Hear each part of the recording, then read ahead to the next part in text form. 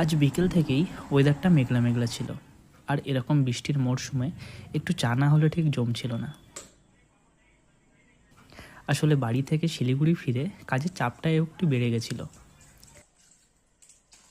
বাড়িতে কাটানো স্মৃতিগুলো তোমাদের সাথে শেয়ার করতে করতে নিজের ঘরের সময়গুলো আর শেয়ার করা হচ্ছিল না।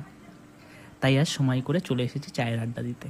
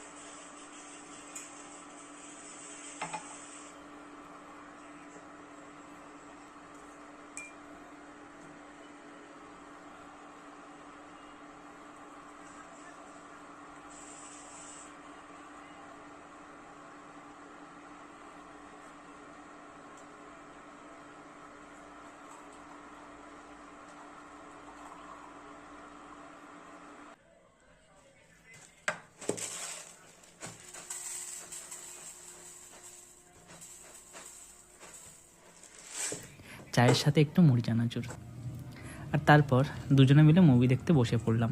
আমাদের এখানে তো বৃষ্টি হচ্ছে। তোমাদের সন্ধ্যাটা কেমন কাটলো জানিও।